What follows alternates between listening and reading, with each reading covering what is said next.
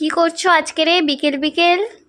এই তো একটা নতুন ধরনের রান্না করব, সেটা ভিডিও এখন নাম বলা যাবে না, সেটা ভিডিও শেষে দেখে নেবে।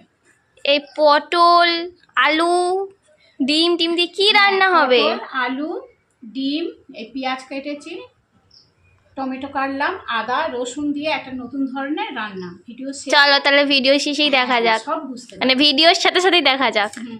ফার্স্টে আমি একটা টিফিন বক্স নিলাম, নিয়ে তাতে অল্প একটু তেল নিয়ে সুন্দর করে টিফিন বক্সটা দিলাম, মাখিয়ে দিলাম, দিয়ে এবার ডিম একটা একটা করে, আমি এখানে 5টা ডিম নিয়েছি, আপনারা যে কটা খুশি নিতে পারেন।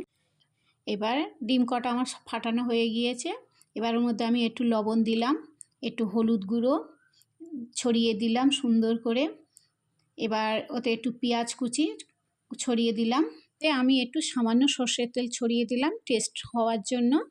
তারপর টিফিন বক্সটা বন্ধ করে আমি কড়াতে জল বসিয়ে দিয়েছি, জলটা গরম হয়ে ওর মধ্যে স্ট্যান্ডের ওপর টিফিন বক্সটা বসিয়ে দিয়ে চাপা দিয়ে দিলাম 10 মিনিটের জন্য। ডিম ভাপা সম্পূর্ণ কমপ্লিট। এবার আমি ওইটা উল্টে, টিফিন বক্সটা উল্টে একটা থালার মধ্যে, এবারে আমি ওই ডিমটাকে পিস পিস করে ছোট ছোট করে কেটে নিলাম।